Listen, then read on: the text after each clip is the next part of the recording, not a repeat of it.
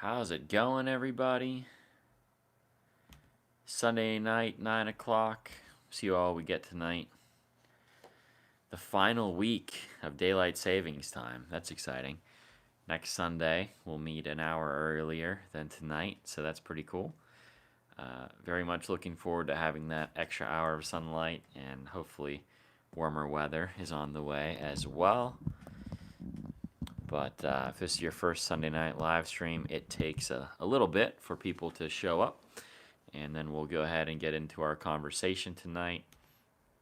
But I'm pretty pumped about the future. The next couple months are looking very, very exciting from a personal perspective, from a church perspective, from just general life perspective.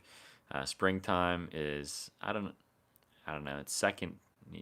Spring and summer have become my two favorite seasons because of the gardening and because of summer a serve. I think I like spring a little bit better though because it's a little bit more slow paced, whereas summer just feels like it's just crazy go go go because of summer a serve. And so really have a lot of great stuff on the way. One thing I won't quite reveal to you yet tonight, but we'll by hopefully Tuesday or Wednesday at the latest, I should have everything ready to make some big announcements for you guys. And we'll find out tomorrow night actually about the community garden as well. And so it's like garden. What in the thumbnail I have. This is our garden map. My daughter Abigail and we sat down tonight or earlier today this afternoon, and we mapped out our entire garden here at our house. So how we're planning to plant out our own garden, and hopefully, if we win the bid on the community garden, then we'll be ready to do this for the community garden as well, and we'll space everything out a lot more than we did last year. As we had limited space last year, and then we had a bunch of plants donated and didn't have really enough soil prepped because the soil quality on the lot that we have is not real great, but it'll get better over time. We just need more time. So this year we'll be able to plant out more of the garden as long as we can continue to get compost, and yeah, it's pretty exciting. But we have like a really good garden plan this year at our house, and I'm more committed to spend more time in the garden this year. I really didn't spend sufficient time in it last year, and the garden really got away from me. So, but this year is going to be better. So, if you guys have any like gardening questions, or like tell me your favorite thing about spring, tell me what you're most excited about over the next couple months, let me know. And those of you that know the big news, don't tell anyone on the channel in the comments. Just save that for Wednesday, and next Sunday night we'll have a more of a celebratory live stream. So let's pull this up here, see who we got on.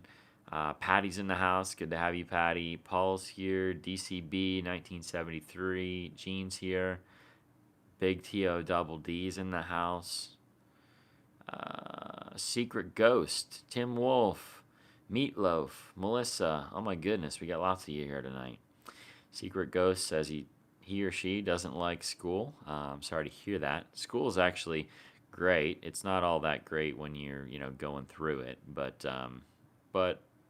I promise, you just stick with it, learn what you can. It'll get better. Kelly's in the house. Todd says, I have a hernia, Mr. Andrew. Go to see a surgeon tomorrow. That is not very good. Hopefully they can fix you up pretty easily. And Todd says, how are the bees? The bees are not very good, I don't think. We had a pretty mild winter, but for whatever reason, it does not appear that I have any bees.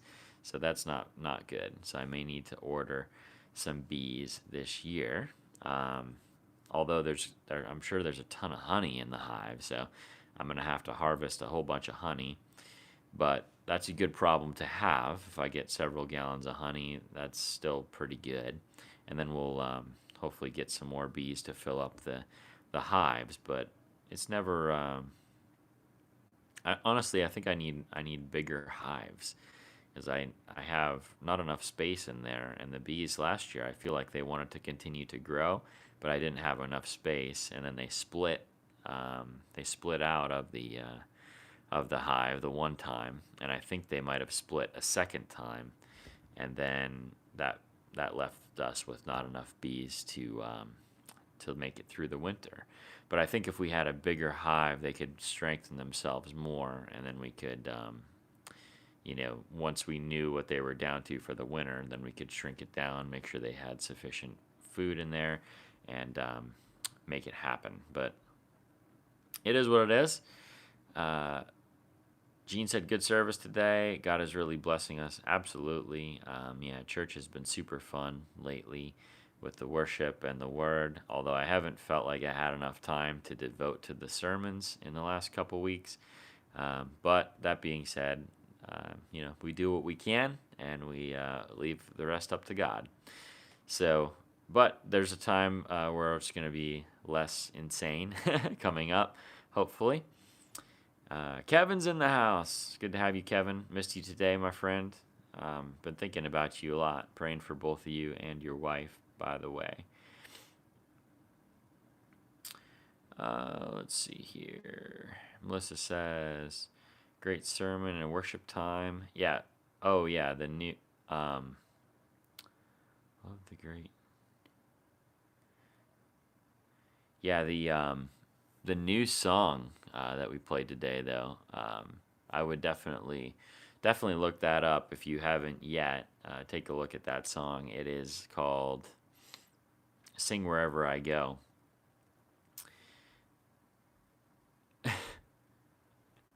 Kevin said, woke up with a gurgling stomach. Are you still eating just potatoes, Kevin? Because that seems like it would be really good for your digestive system, or at least it would level everything out. But maybe you're off of the potato diet now. Yeah, y'all got to check out this song. Super fun in church. Let's see here. Sorry, I'm getting you a link.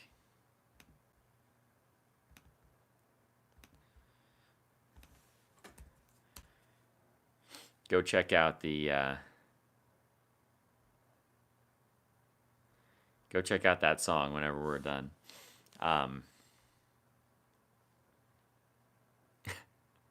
Almighty Krat says, bruh.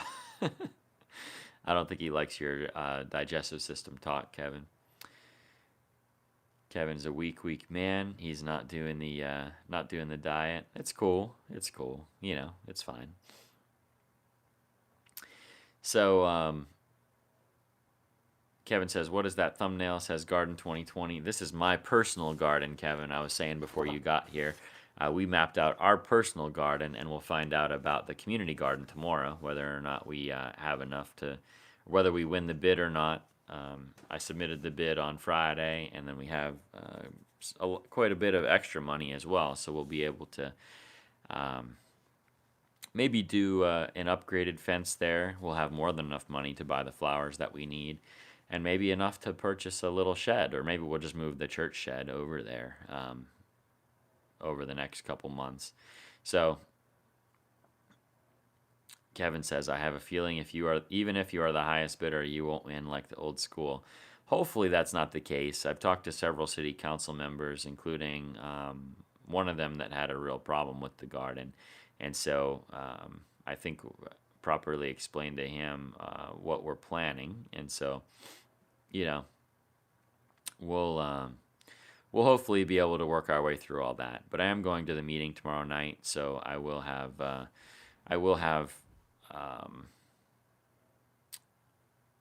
be there at least to answer any questions or to hopefully smooth over any concerns if we do win it. And if we don't win it, maybe God's just got something else planned for us.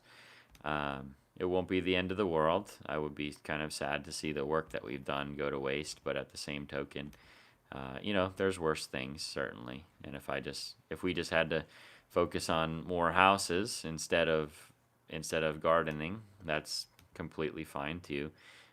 Although I'd rather be doing both, and I think we have enough volunteers to do both as well. But it is what it is. Let's see. Yeah, I ordered a bunch of seeds today. I ordered more seeds than I need for myself. I actually ordered enough for me and the community garden, I think.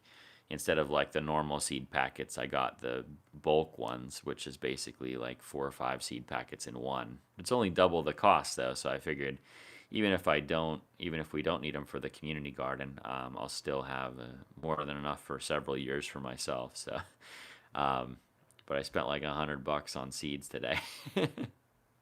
Seeds and plants, I should say. I bought some just plants as well. I got more rhubarb for my house, and then I also got horseradish, which is I've been wanting to plant just like as one of those homestead things, because horseradish, once you get it established, is very, very difficult to kill. And so it's a good like garden space, something that'll take up space in the garden.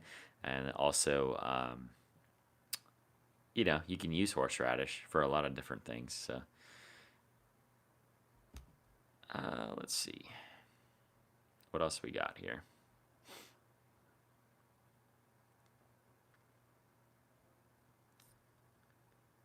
Sorry, the comments are jumping around on me here.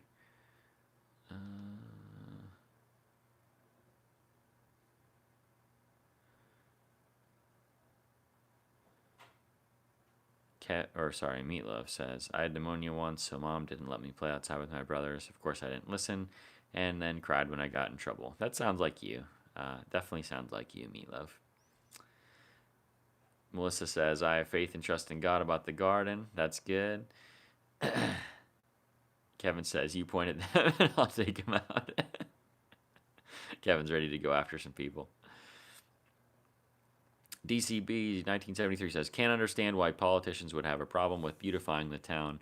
Well, beauty is in the eye of the beholder, DCB. And to be perfectly honest, I mean, when we were in construction mode on the garden, I think the days that they went and looked at it, it was a little chaotic there. We were painting our little sections of fencing, which we made out of pallets, and so that's controversial in and of itself. It's like reuse, recycle, but it's not like the most professional looking fence. But at the same time, it was going to be uniform. But we painted them, and then we left them out to dry, and so they were kind of strewn about everywhere. And then also, yeah, we were in the midst of building our planter boxes too. But the guy that I talked to, he didn't like the pallet fencing. Well, which, like I said, I understand that. If you don't like the look, you don't like the look. But he also didn't like the planter boxes, which doesn't make any sense to me because they're all brand new wood. They look great, and once they're planted out with flowers, you're not even going to see the planter boxes really. They're just going to hold a lot of beauty within them, and so that part doesn't make any sense to me. But if we had a more professional fence there, which we definitely raised enough money to be able to do that, we can have a more professional, longer lasting fence, and then also fill everything with flowers like we want to fill. So I think we'll be able to do a really great job there if we're given the chance to do so. So that's where that's at. Kevin says, I say we start planting food in every abandoned yard we mow. Someone needs to benefit from the work we do. I totally agree with that, actually, especially if they have flower beds in the front. We'll just plant them all out if we have all these extra seeds. And we'll put, green beans and tomatoes, and we'll just plant everywhere. And just then we'll put up signs that say, hey, free food for the community, and just let them go. I think that would be amazing, actually. Let's see here. Think positive, Pastor Andy, says Melissa. I am 100% positive, trust me. I have full faith that God is going to work all this stuff out. Yeah, I haven't received any kind of word from the Lord on the garden, to be perfectly honest with you. But I definitely have received some revelation on some other things. And so the future is definitely bright, my friends. Very, very, very bright. So, trust in that. The borough of Kittanning is going to change.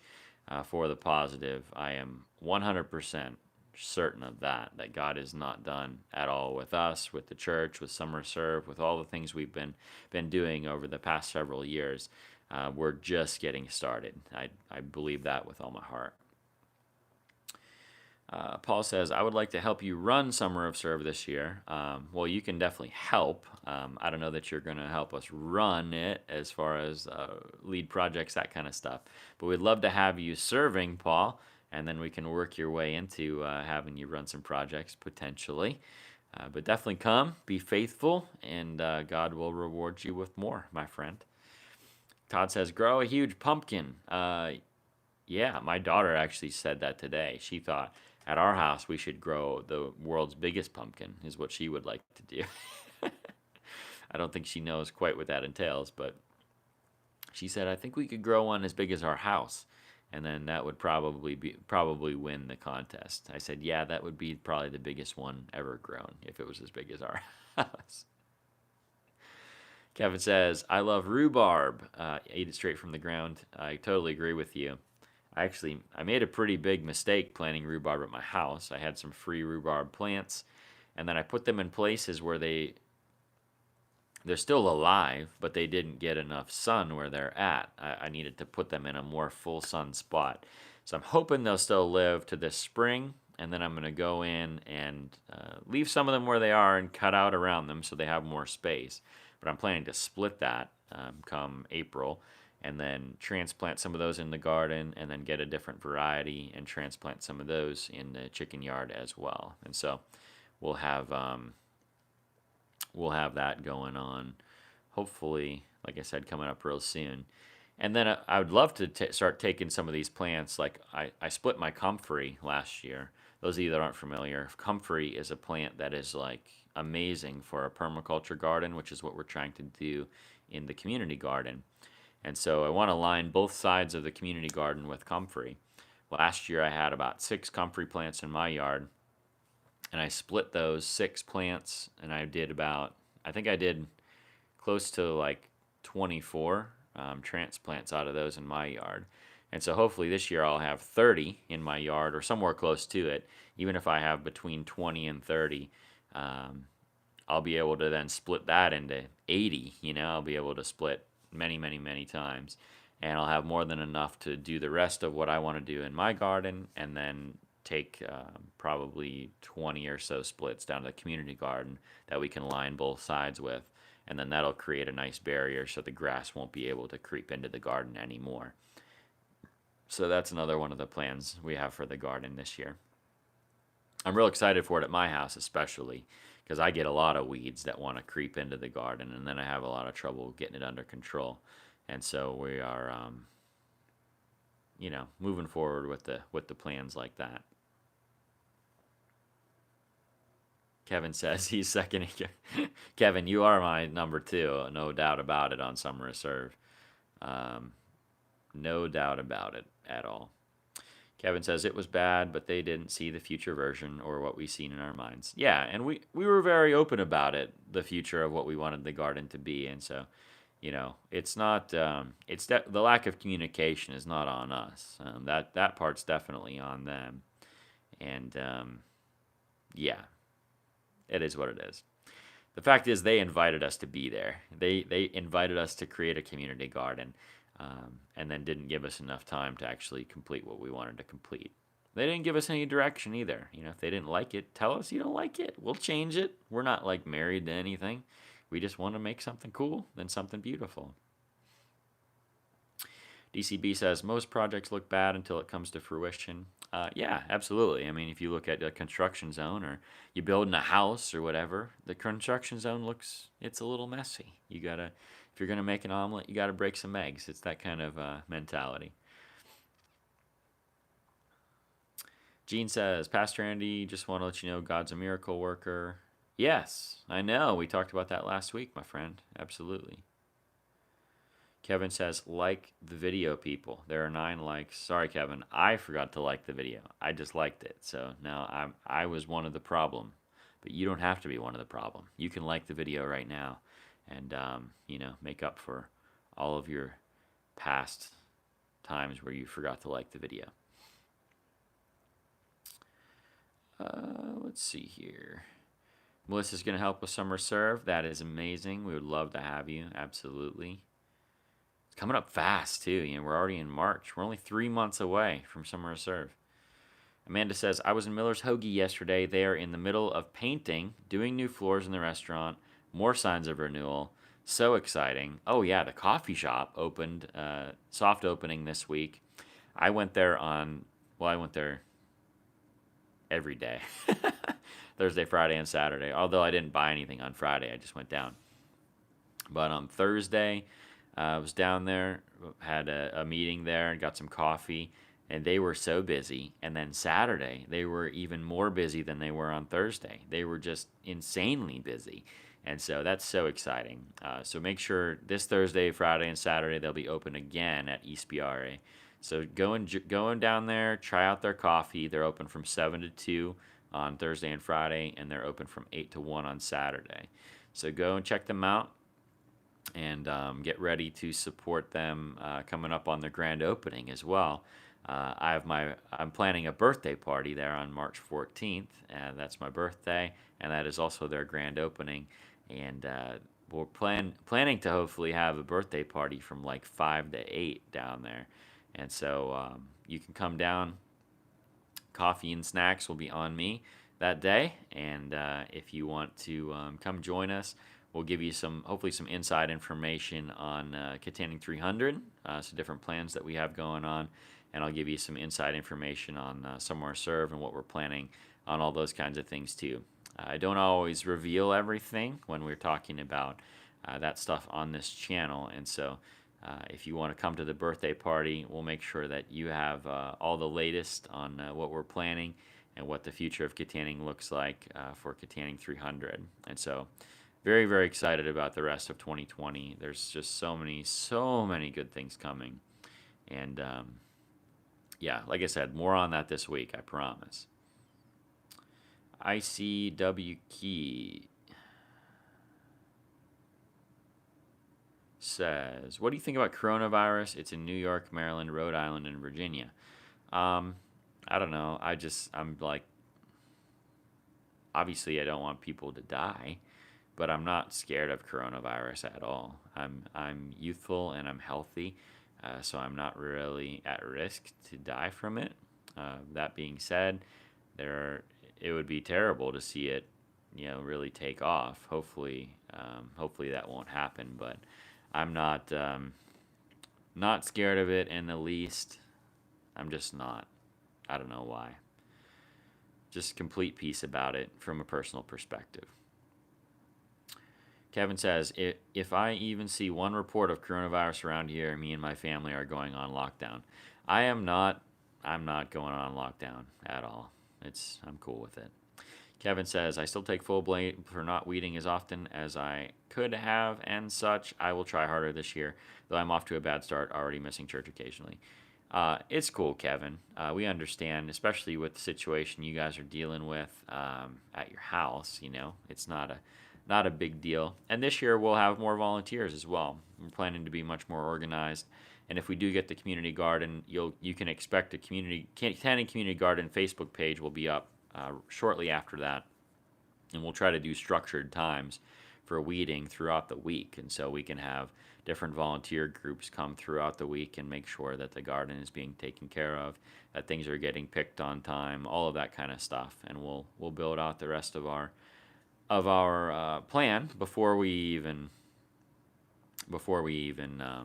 have to plant anything this year. So it'll be great. It'll be wonderful. And it won't all be on you, Kevin. We're going to make sure that there's plenty of volunteers and a lot of different people down there helping out this time around.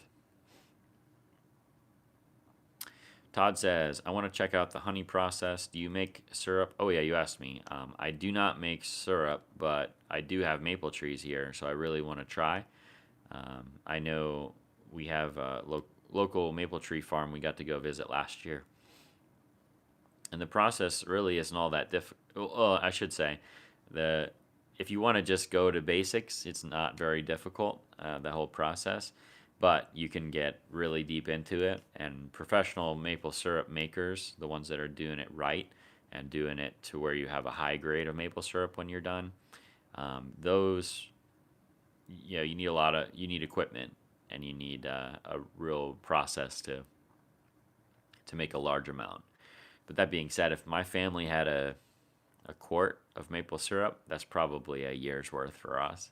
And so we wouldn't need a whole lot to make it happen. Although to get a quart, it's 40 to 1. So you would need 10 gallons. Yeah, 10 gallons of sap to make 1 quart of real maple syrup. As if you wanted a gallon, you need 40 gallons of sap.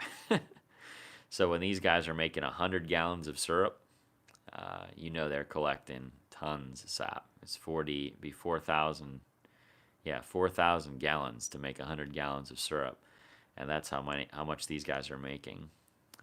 It's really, really amazing to go and watch their process. It's pretty cool.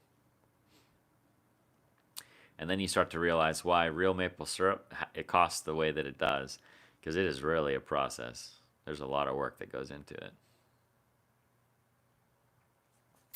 Melissa says, we all pull together as a church family and we can do anything with God's backing and support from each other. That's 100% true. Paul says, does a coffee shop that you're talking about have cappuccino? Yes, they do. They have a super high-end espresso machine that makes fantastic coffee. So if you want to get a latte, cappuccino, they're getting more flavors this week as well. So you'll have, all the basic stuff. If you want straight espresso, you want cappuccino, you want a latte, you want a red eye or an Americano. They have all that stuff there. And then they have their drip coffee too, which is still wonderful. And right now they're doing their winter blend. I prefer their EastBRE blend, so hoping they'll switch over from winter here in the spring. I'm looking forward to that as well. Although the winter blend's very good too. I've just been drinking it for a couple months now, and so the winter blend, I'm ready to switch it up. Meatloaf says, since your birthday is on Pi Day, can you do my math homework? Potentially. I don't really know if I have time. So, but, if you want to send me a couple problems, I could see if I can help you out.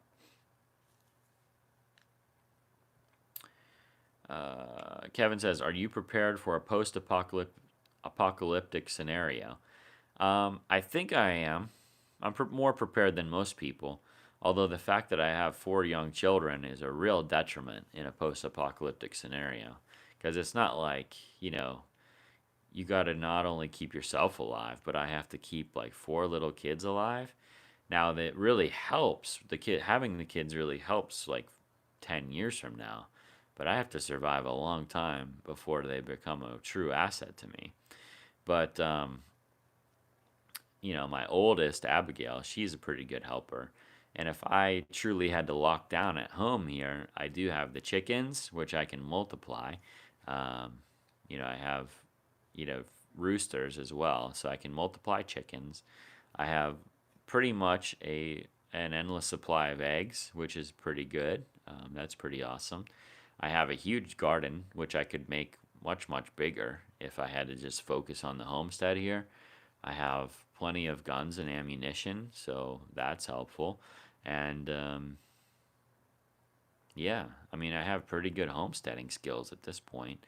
I'm not like a super builder or anything, but I can definitely, I could keep the chickens alive. I can feed them, and I can use all that stuff to get the garden going. For a true apocalyptic scenario, I'd prefer to have some more animals. I would really like to have a dairy cow at that point, and I would like to have a couple pigs as well. But so I'm not quite prepared, Kevin, but I'm just a few animals away. So, if I could pick those up on the fly, I'm pretty much ready. The gardening, I think I could grow enough food, honestly, at this point, that we could survive. But the grains would be difficult, though. I'm not prepared at all for grains. So it'd be just vegetables and meat. It'd be more of a what is that called? What are you doing? What kind of diet is it? Someone help me out. I always call it Atkins, but like a low carb diet.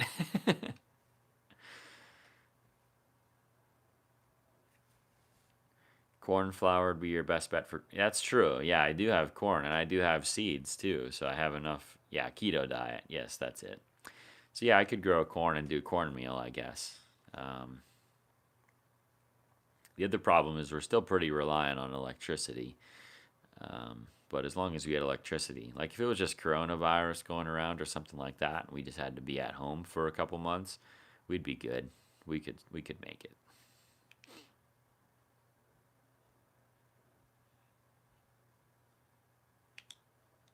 Yeah, because my garden could be 20 times the size that it is. I could grow enough food for 50 people easily.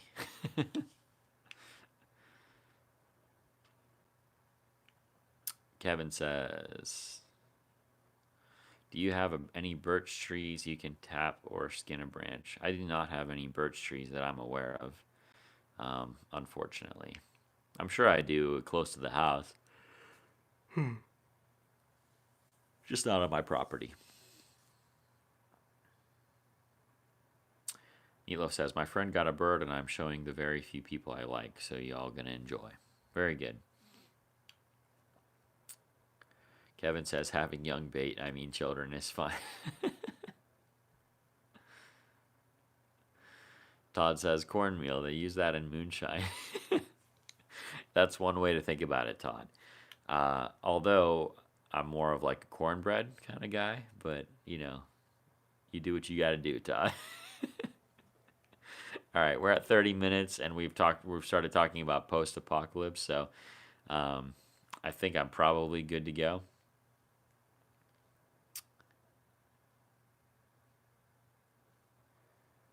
Okay, Paul has something to talk to me about for summer serve. Yeah, definitely stop in, Todd. That's or Paul. That's cool. Uh, Todd, took us to a whole new level in the conversation. But I'm gonna head out, you guys. I hope you all have a wonderful rest of your night. Like I said, stay tuned. I'll have one video, family video that'll be coming out, hopefully tomorrow, and then I'll have another video coming Tuesday, and then a big reveal video coming out on Wednesday. So a lot of great stuff on the way, I promise. And it's just a blessing to be alive. It's a good time to be in Armstrong County. Good time to be in Kittanning, and can't wait to share it all with you guys as we continue to march into 2020. We're getting into the thick of it, you guys. Have a wonderful day, and we'll see you in the next one.